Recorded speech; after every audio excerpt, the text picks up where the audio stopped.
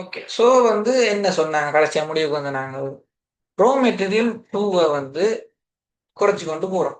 குறைச்சு கொண்டு போயேக்க 46 இந்த வேல்யூ இருக்கு தானே, இந்த வேல்யூ வரும் வரைக்கும் நான் குறைச்சு கொண்டு போலாம். அதால என்னோட புரொடக்ஷன் பிளான் பெருசா பாதிக்காது. ஏன் பாதிக்காது?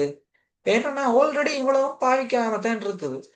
ஸோ நான் குறைக்கிறதெல்லாம் என்னத்துல குறையும்? பாவிக்காத ரா மெட்டீரியல்ஸ் எல்லாம் குறைஞ்சு கொண்டு போகும். ஸோ பாவிக்காத ரா மெட்டீரியல்ஸை குறைஞ்சு கொண்டு போனா எனக்கு எந்த விதமான பாதிப்பும் இல்லை. இந்த ப்ரொடக்ஷன் பிளான்ல ஒன்றும் இல்லை. ஏன்னா நான் அதோட சும்மா தேவையில்லாம அது கராஜ் ஸ்டோர் ரூமுக்கே இருக்கிற சாமான். ஸோ அவ்வளவும் வந்து குறைஞ்சு கொண்டு போனா எனக்கு பிரச்சனை இல்லை. எனக்கு இருக்கிற பிளான் நல்ல சரியாக போகுது. ஸோ அது இருந்தா மட்டும் காணும் எனக்கு. ஓகே.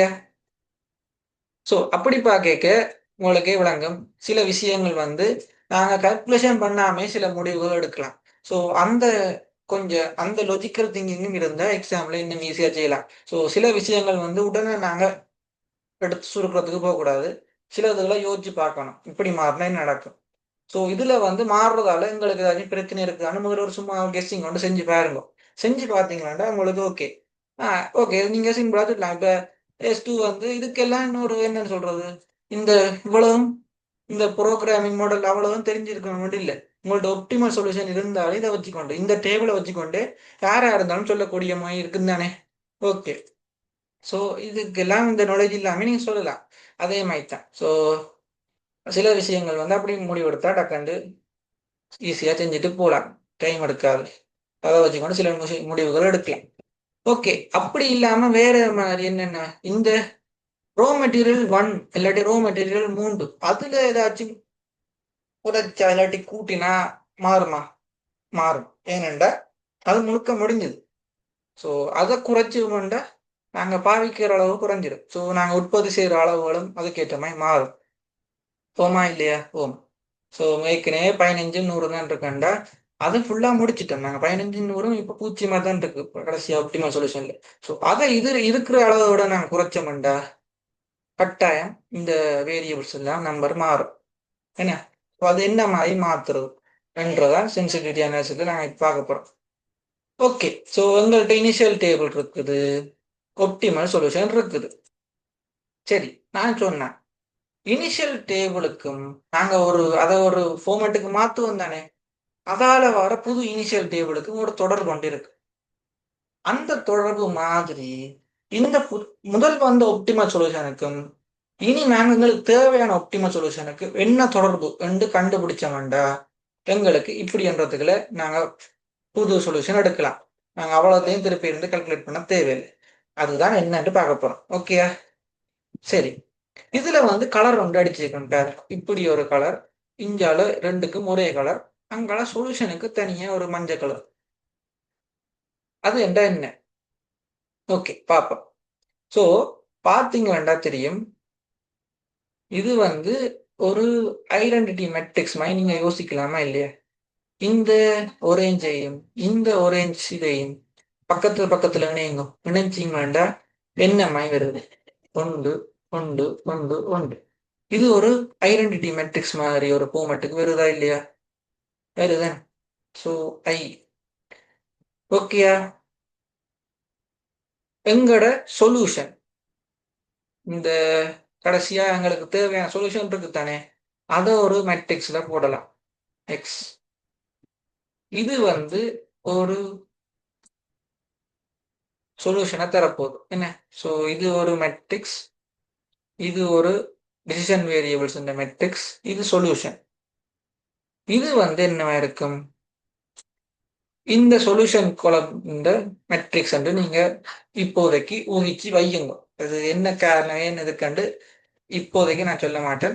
இப்போதைக்கு இப்படி ஒரு ஃபார்மெட்ல இருக்குன்னு வையுங்களேன். ஸோ இந்த ஐ என்றது இந்த இது, எக்ஸ்ன்றது எங்களோட டிசிஷன் வேரியபிள்ஸ் இந்த மெட்ரிக்ஸ். ஓகே. பழமையான X1 X2 அது இந்த வேல்யூஸ். ஓகே. இப்படி ஒரு ஃபார்மெட்டுக்கு வருது. அதே மாதிரி இப்ப வந்து ஒப்டிமல் சொல்யூஷன்ல இருக்கிற இந்த ஐ மாதிரி இருக்கிறதுக்கு என்ன இருக்குது? இது இருக்குது. அதே மாதிரி இது இந்த நம்பர் வந்து மாறிட்டு நினைப்பேன். இந்த ரெண்டையும் சேர்த்தா இப்ப வந்து என்ன வருது? ஏ அண்டு வருது. இது எக்ஸ் அண்டு வருது. இந்த ஏன்றது இப்ப என்ன? இந்த இந்த ரெண்டையும் பக்கத்து பக்கத்துல போட்டா இந்த மெட்ரிக்ஸ் போமா இல்லையா? இவ்வளவுத்தையும் ஒரு மெட்ரிக்ஸாக இருக்குன்னா இப்ப வந்து அந்த ஐக்கு பதிலா ஏ என்று வந்துட்டு இவ்வளவு என்னத்துக்கு ஈக்குவலா இருக்குமாண்டா? எங்களுக்கு கடைசியா வந்துச்சு இந்த இந்த முதல் வந்து இப்படி செய்யக்க இதுல இந்த ஐய போட்டு நாங்க எக்ஸ போட்டு செய்யக்க இது வந்தது. ஓகேயா? அப்ப சொல்லுங்க, இந்த ஐக்கு பதிலா இத போட்டு எக்ஸ போட்டு செஞ்சா இந்த பி என்ற இடத்துல எது வரும்? எது வரும்? இதுதானே வரும். ஓகேயா? சோ இதுதான் வரணும். சோ இதை வச்சுக்கொண்டு நாங்க வந்து வேற என்ன செய்யலாம். அப்ப இந்த எக்ஸ காண்றதுக்கு எங்களுக்கு தேவை இந்த எக்ஸ் தான். ஓகேயா? சாரி, அப்படி வராது. நான் சொல்றேன் என்ன காரணம் சொல்றேன். ஓகே. சோ எனக்கு இந்த எக்ஸ் தான் காணணும். எக்ஸ் காணணும் என்ன செய்யலாம்? இப்ப இதுதான் ஏன்னு சொல்லிட்டேன். ஓகேயா? இந்த இங்க ஐஎன் இருக்குது, இங்க ஏஎன் இருக்குது, பி என்று வரணும். இந்த எக்ஸ் எனக்கு தேவை. எக்ஸ் தேவைன்னு என்ன செய்வீங்க? ரெண்டு பக்கம் ஏ இன்வர்ஸால பெருக்குவீங்க. வழக்கமா செய்யறமா பெருக்குனீங்களா என்ன நடக்கும்? முன்னுக்கு இருக்கிற ஏ இன்வர்ஸ் வந்து ஐடென்டி மேட்ரிக்ஸா போயிடும். இஞ்சால வந்து ஏ இன்வர்ஸ் இன்டு பி ரெண்டு பேரும் தானே. ஓகே. இந்த எக்ஸ்ன்றது என்னன்னு சொன்னான், இதுதான் எங்களோட சொல்யூஷன். இது வந்து முதல் வந்து சொல்யூஷன் கோலம், அதாவது இந்த ரைட் ஹேண்ட் சைட் தான் இந்த பி. ஓகே. சொல்யூஷன் தான் இந்த எக்ஸ்ல இருக்கும். சொல்யூஷன்ன்றது எது? இந்த ஒப்டிமல் இதுல வந்துச்சு, இதுதான். இவர் தான் சொல்யூஷன். ஸோ அவர் தான் உங்களுக்கு கடைசியா வரப்போறார் இந்த எக்ஸுக்கு.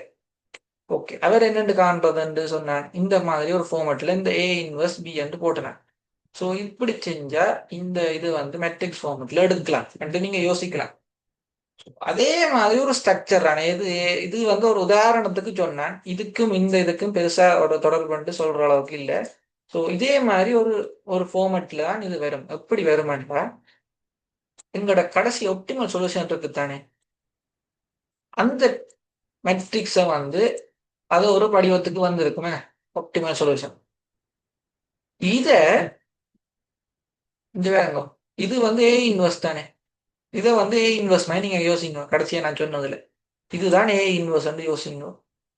பி என்றது தெரியும் உங்களுக்கு, இனிஷியல் டேபிள்ல இருக்கிற அந்த right hand side B. So A inverse into B வந்து என்ன வரும்னு சொன்னாங்க, கடைசி எங்களுக்கு தேவையான எக்ஸ் என்ற சொல்யூஷன் குளம் வரும்னு சொன்னாங்க. வருமா? ஸோ இதுதான் ஏ இன்வெர்ஸ், இது B. A inverse into B வந்து எக்ஸ் என்ற மேட்ரிக்ஸை தரணும். தருமா? Let's see. ஸோ இதை வந்து அழிக்கிறேன். இது என்ன புதுசா வந்து போட்டிருக்கு. ஸோ இதுக்கு என்ன ஈக்குவேஷன் எழுதுறது? ஈக்குவல், இதுல என்ன நடக்க போகுது? Matrix multiplication. மேட்ரிக்ஸ் மல்டிப்ளிகேஷனுக்கு என்ன ஃபார்முலா? அது வந்து எம். எம் என்றது மேட்ரிக்ஸ் மல்டிப்ளிகேஷன். ஓகேயா? போட போறோம். முதலாவது இந்த மேட்ரிக்ஸ் ஏ இன்வர்ஸ் இவ்வளவு, கமா பி. பி என்றது இனிஷியல் டேபிள்ல இருந்த முதலாவது இந்த ரைட் ஹேண்ட் சைட் கண்டிஷன். ஓகேயா? இதை நான் என்டர் கொடுத்தேன்.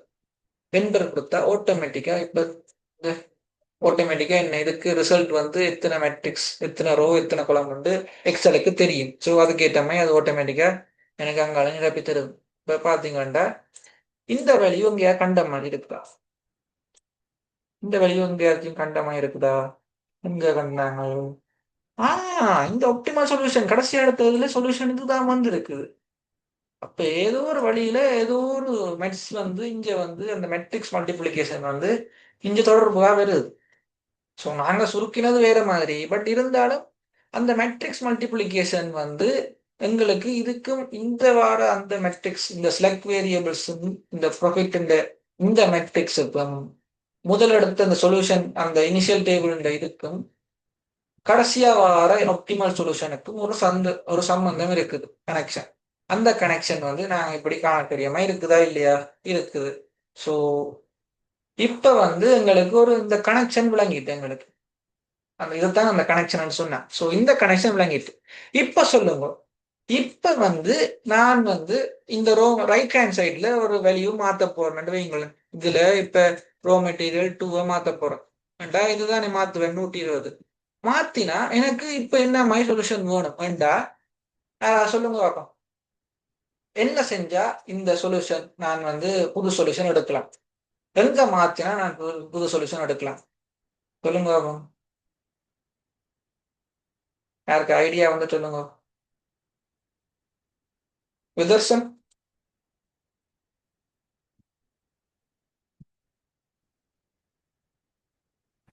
என்ன கேள்வி? அந்த மேட்ரிக்ஸ்ல பிஏ மாதிரினா ஓகே தானே? அதான் அப்ப பின்றது இப்ப என்ன எங்க இருக்குது? பி இந்த நடுவில் இருக்கிறது ம். இதுதான் பி எங்கட. So yes. நாங்க ஏதாச்சும் ரைட் ஹேண்ட் சைட்ல இல்ல ரைட் ஹேண்ட் சைட்ல இருக்கிற கான்ஸ்டன்ட்ஸ்ல ஏதாச்சும் மாற்றம் ஏற்படுத்தினா பி என்ற மெட்ரிக்ஸ் தான் மாறப்போகுது. ஸோ அந்த பிஏ நான் அஞ்சா மாத்தினா ஆட்டோமேட்டிக்கா என்ன நடக்கும்? அந்த பியோட இந்த ஏ இன்வெஸ்ட் பெருக்கப்படும். அந்த புது எக்ஸ் வந்து இங்க வரும். ஸோ புது சொல்யூஷன் வந்து ஈஸியா எடுக்கலாம். ஓகே, உங்களுக்கு சிம்பிளா விளங்கிட்டுது எங்க மாற்றம் செஞ்சா எப்படி வருமெண்டு. ஏனண்டா உங்களுக்கு தெரியும் பழசுல இருந்து இப்படி செஞ்சா இப்படி வந்தது. ஸோ இதுல இனி ஏற்படுத்துற மாற்றங்களும் அதே மாதிரி வரப்போகுது. எங்களோட ஒப்டிமல் சொல்யூஷன் இந்த எடுத்து எடுத்த இந்த ஏ இன்வெர்ஸ்ல இருந்து நாங்க எடுக்கலாம். ஓகே, அதுதான் இந்த இங்க கடைசியா இங்க போட்டிருக்க போகுது மோடிஃபிகேஷன் டு இனிஷியல் டேபிள். இப்ப என்ன மோடிஃபிகேஷன் பண்றார்?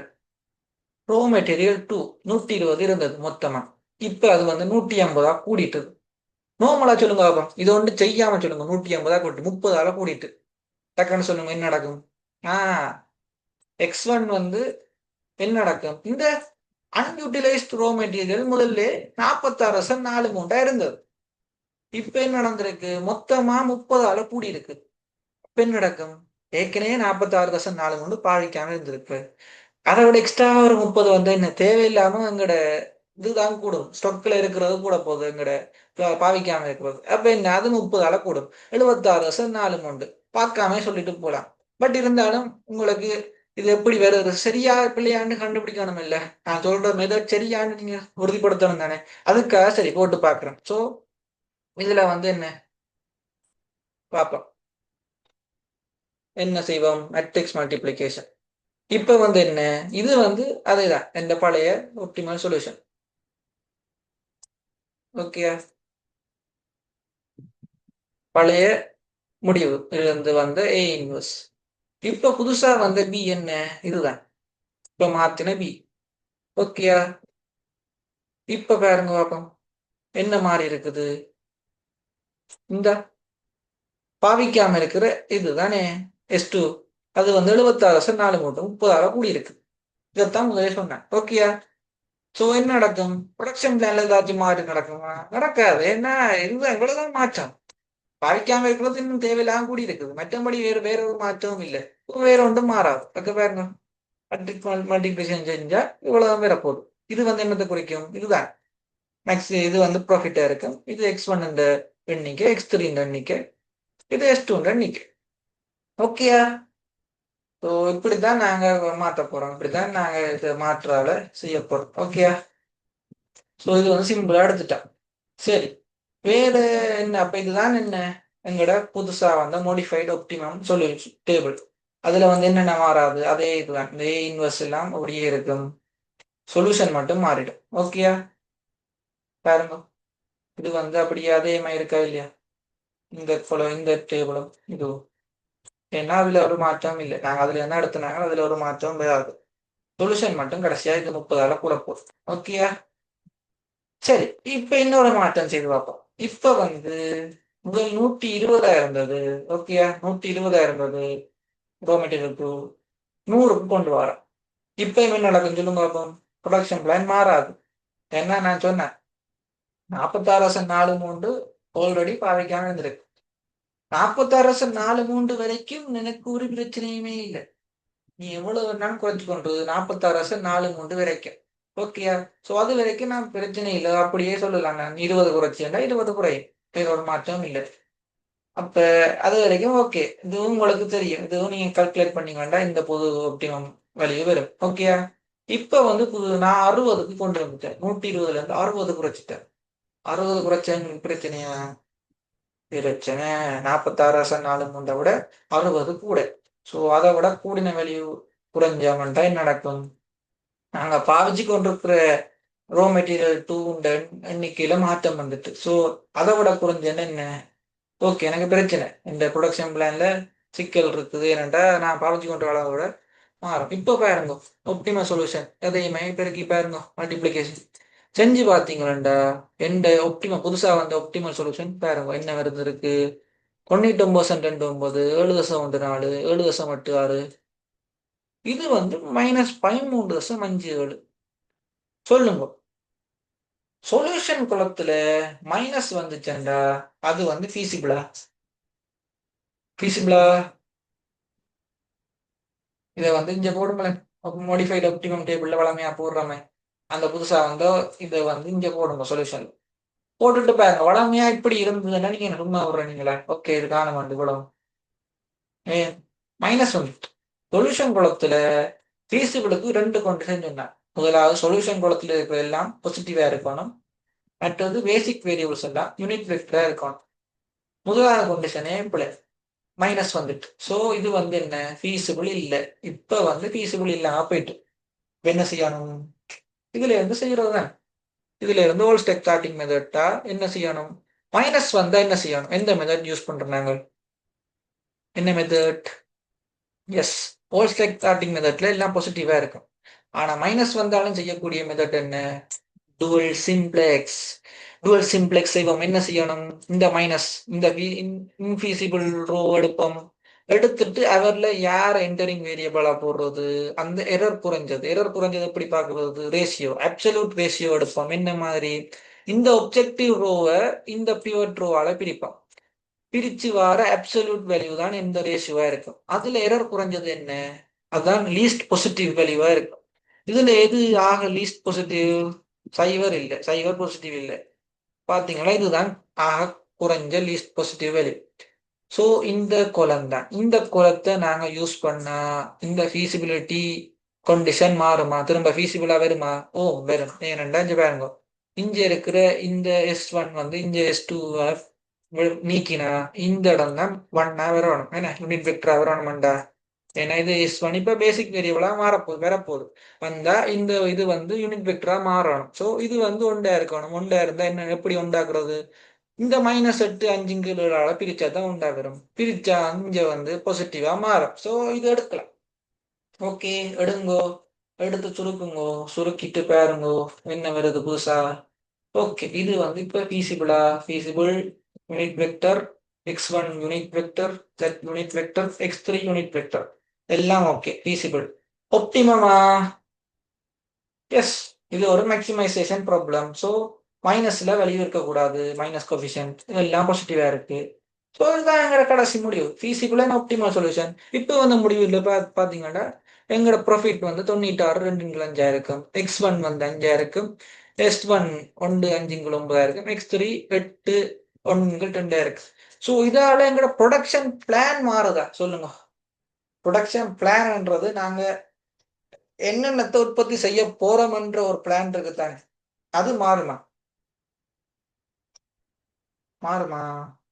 முதல் வந்து என்னென்னத்தை உற்பத்தி செஞ்சு நாங்கள் x1 x3 தான் உற்பத்தி செஞ்சாங்க. கடைசியா வந்து ஒப்டிமல் இதன்படி என்ன? திரும்பவும் x1 x3 தான். ஸோ இப்பயும் எங்கட ப்ரொடக்ஷன் பிளான்ல ஒரு மாற்றம் இல்லை, எண்ணிக்கையில மாற்றம் இருக்குதான். x1 எண்ணிக்கை மாறுது, பட் பிளான்ல பெருசா மாற்றம் இல்லை. என்னன்னு சொல்றது, வேற ப்ராடக்ட் வந்து நாங்க புதுசா செய்யல, அதே ப்ராடக்ட் தான். இப்ப வந்து என்ன, ரோ மெட்டீரியல் 1 வந்து இப்ப மிச்சமா போகுது. மற்றது இது என்ன, ப்ராஃபிட்டும் கொஞ்சம் குறைஞ்சிட்டு, அவ்வளவுதான் மாற்றம். ஸோ இதுதான் ஏற்பட்ட மாற்றம். ஓகே, இது வந்து என்னென்னத்துல மாற்றம் ஏற்படைக்க நாங்க செஞ்ச நாங்கள் இதுல முதலாவதா போட்டிருக்குது. இதுல வந்து ரைட் ஹேண்ட் சைட் கான்ஸ்ட்ரெயின்ஸ்ல அன்யூட்டிலைஸ்ட் ரிசோர்சஸ்ல ஏற்படுற மாற்றம். ஸோ நான் சிலதை சொன்னேன். என்ன, நான் வந்து சொல்லிக்கொண்டு போய்க்க சிலதுகள் உங்களுக்கு வந்து நோட் பண்ணி வைங்க. ஸோ இதுல வந்து என்ன, ரைட் ஹேண்ட் கான்ஸ்ட்ரெயின்ட்ல அன்யூட்டிலைஸ்ட் ரோ மெட்டீரியல்ல நாங்க வந்து என்ன மாத்தி கொண்டு போகலாம். ஸோ ஒரு நான் ஒரு இப்படி வந்து கீறினேன் நம்பளைன் மாதிரி. ஓகேயா? நம்பளைன்ல இப்ப வந்து என்ன S2, இது S2 என்னது குறிக்குது? அன்யூட்டிலைஸ்ட் ரோ மெட்டீரியல். இது வந்து என்ன 46,43 இருந்தது. ஓகேயா? சொல்லுங்க. அப்ப 46,43ன்றது என்ன? இந்த 120க்குள்ள இருக்கிற அன்யூட்டிலைஸ்ட் ரோ மெட்டீரியல். இப்ப வந்து என்ன செய்ய போறேன்? இந்த 120என்றதுதான் இந்த வேல்யூ வந்து வைங்களேன். சரி, 120 இங்க இருக்கு. ஓகேயா? 120. சொல்லுங்க. அன்யூட்டிலைஸ்ட் ரோ மெட்டீரியல்ல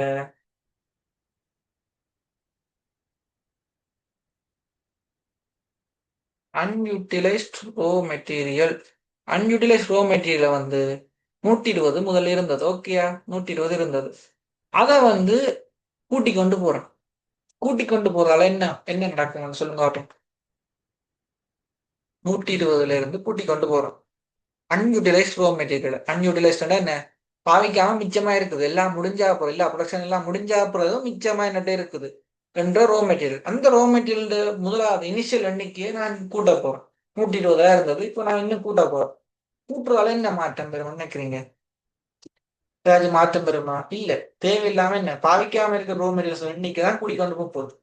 ஸோ அது எவ்வளவு கூட்டினாலும் எந்த விதமான மாற்றமும் ஏற்படாது இந்த ஒப்டிமல் சொல்யூஷன். ஓகேயா? ஸோ 120ல அங்கால பக்கமா கூட்டி கொண்டு போனோம்னா ஒரு மாற்றமும் ஏற்படாது. குறைச்சு கொண்டு போனா மாற்றம் ஏற்படுமா? குறைச்சு கொண்டு போனாலும் மாற்றம் ஏற்படாது. மாற்றம் ஏற்படுமா? ஏற்படாது. மாற்றம் ஏற்படுமா? ஏற்படாது. மாற்றம் ஏற்படுமா? ஏற்படாது. மாற்றம் ஏற்படுமா? ஏற்படாது. ஏனெண்டா என்ன? என்னட்ட 46,43 ஏற்கனவே ப்ரொடக்ஷன்ல பாவிக்காம இருக்கிறோம். ஸோ அது வரைக்கும் என்ன குறைச்சு கொண்டு போகும் வரைக்கும் அந்த எண்ணிக்கை தான் குறைஞ்சு கொண்டு போகுமே ஒழிய எந்த ப்ரொடக்ஷன்ல ஒரு பிரச்சனையும் வராது. குறைச்சு கொண்டு போனா என்ன ஒரு மாற்றமும் வராது. இந்த இடத்துல வந்துட்டு 46,43 குறைஞ்சிட்டு. சாரி, இது வந்து எண்ணிக்கை வந்து எப்படி இருக்கணும்டா? அந்த கேப் தான் போடணும். அப்ப 46 என்ன விளங்கிட்டு இதுதான் இந்த கட்டிக்காரத்தனம். இப்படித்தான் இருக்கணும். சில விஷயங்கள் வந்து சொல்லிக்க அப்படி வாயை பார்த்து கொண்டு இருக்க கூடாது. ஓகே. ஸோ இந்த இது வந்து என்ன 120 சய 46,43 இருக்கும். ஸோ 46,43ன்றது இந்த வேல்யூ இந்த இந்த கேப்பு தான். இப்ப கல்யாணம் சொன்னாம இந்த கேப்பு தான் 46,43. இப்போ 46,43 வரைக்கும் குறைச்சு கொண்டு போனா ஒரு பிரச்சனையும் இல்லை. ஓகேயா? 46,43 வரைக்கும் குறைச்சாச்சு. இப்போ புது வேல்யூ என்னவா இருக்கு? 120 இருந்து 46,43 கழிச்சா எத்தனை 80 74 73 ஏதோ ரெண்டு பேரும் தானே. அந்த வெளியே வந்த உடனே சொல்லுங்க, நான் பாவிக்காம இருக்கிற ரோ மெட்டீரியல் 2 எண்ணிக்கை என்ன வந்துடும்? இந்த பாயிண்ட் வரைக்கும் குறைச்சு கொண்டு வந்தோடனே பூச்சியமா வந்துடும். ஓகே, பூச்சியமா வரும் வரைக்கும் பிரச்சனை இல்லை. ஓகே, ஃபுல்லா பாவிச்சிடும் தானே, பிரச்சனை இல்லை. அதை விட குறைஞ்சா நடக்கும், அங்க சிக்கல் வரும். ஓகே, அங்கதான் உங்களோட ஒப்டிமல் சொல்யூஷன்ல சேஞ்ச் வரும். ஓகேயா? ஒப்டிமாலிட்டி மாறுற இடம் வந்து இந்த இடம் தான். இதை விட குறைஞ்சதுண்டா ஒப்டிமாலிட்டி மாறும். இதுக்கு இஞ்சால ஃபுல்லா ஒப்டிமல் சொல்யூஷன் மாறாது. ஓகேவா? உங்களோட ஒப்டிமல் சொல்யூஷன் அந்த X1 X3 இந்த வேல்யூஸ் மற்ற ப்ராஃபிட் இந்த வேல்யூஸ் அதை தான் சொல்றேன். ஓகே, அதுல வர மாற்றம் அதுல வந்து ஒரு மாற்றமும் ஏற்படாது. இதுக்கு இஞ்சால தான் மாற்றங்கள் ஏற்படும். அந்த நம்பர்ல மாறலாம், ப்ரொடக்ஷன் பிளானே மாறலாம் சில நேரம். ஓகே, அப்ப அந்த மாற்றங்கள்லாம் இதுக்கு அங்கால வரும். இதுக்கு இது வரைக்கும் ஒரு விதமான பிரச்சனையும் இல்லை. என்னத்துக்கு? அன்யூட்டிலைஸ் ரோ மெட்டீரியல் ஏதாச்சும் மாற்றம் ஏற்படுத்தினா. ஓகேயா? விளங்கிட்டா? ஓகே, இந்த செக்ஷன் விளங்கினா இப்ப அடுத்ததா ஃபுல்லா யூஸ் பண்ண ஃபுல்லா யூட்டிலைஸ் பண்ண ரிசோர்சஸ்ல ஏதாச்சும் மாற்றம் ஏற்படுத்த என்ன மாதிரி மாற்றம் பெறும்னு பார்ப்போம். ஓகே, அடுத்தது changes to right hand side constant of fully utilised resources. Fully யூட்டிலைஸ்ட்னா என்ன? ஒன்று ரோ மெட்டீரியல் 1 இருக்கும், ரோ மெட்டீரியல் 3 இருக்கும். இந்த ரெண்டுல ஏற்படுற மாற்றம் அதே மாதிரி தான். சரியா? அதே மாதிரி என்ன ஒப்டிமல் சொல்யூஷனுக்கு இதை போடுவீங்க.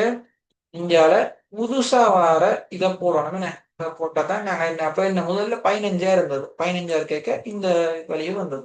இப்போ ரோ மெட்டீரியல் ஏ, அதாவது ரோ மெட்டீரியல் 1 மொத்த எண்ணிக்கை 15ல இருந்து 9 மாறிட்டு இருக்கு.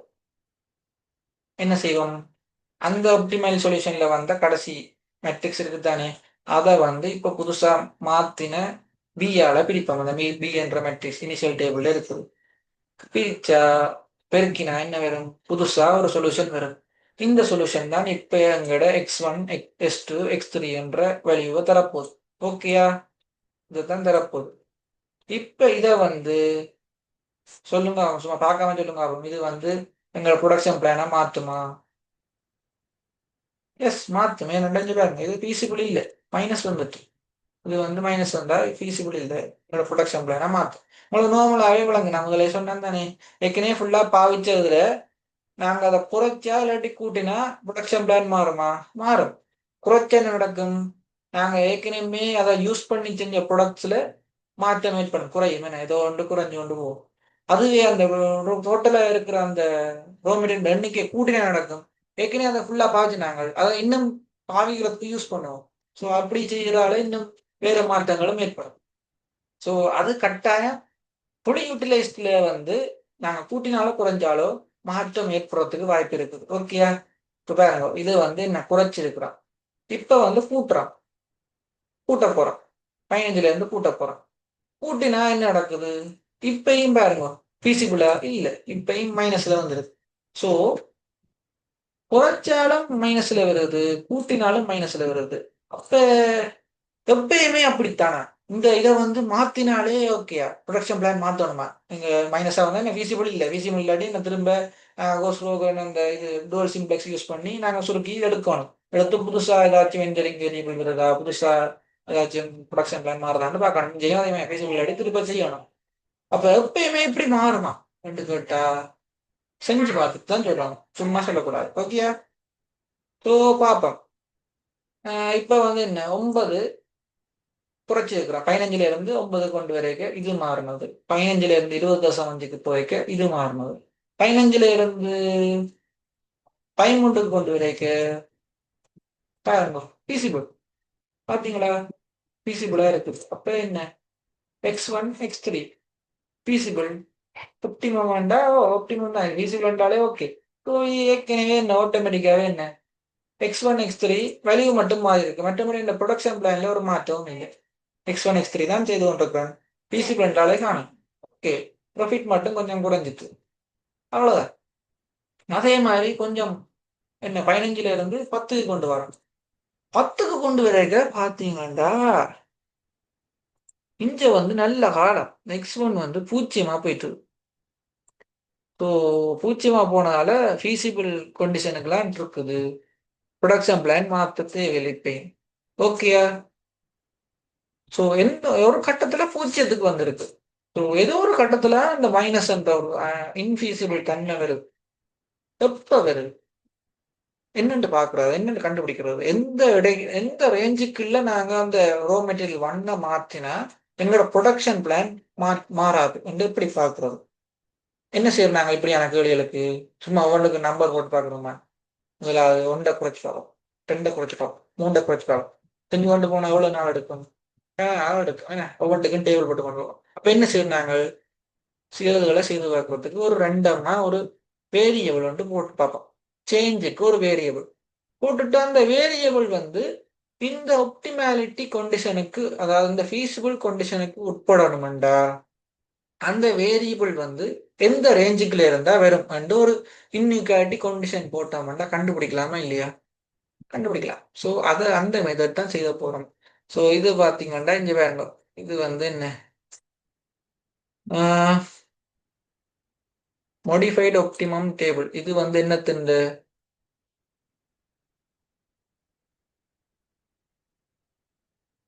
என்னத்துண்டு தெரியலே.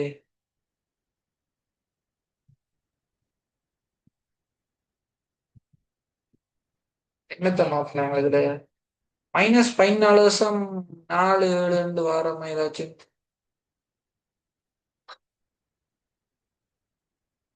ஓகே, அதை விடுங்க.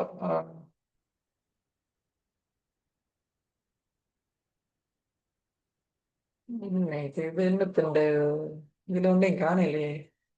சரி, அது ஏதோ வேற ஏதோ வேல்யூக்கு போட்டிருக்காரு போல. ஓகே, சரி, அது விடுங்க. இது வந்து இப்படி செய்யக்க ஓகே. தப்பி தவறி இன்ஃபீசிபிள் வந்துட்டு வைங்க, ஒரு எக்ஸாம்பிள் சொல்றேன். இன்ஃபீசிபிளா வந்துட்டு மைனஸா வந்துட்டு என்ன செய்வீங்க?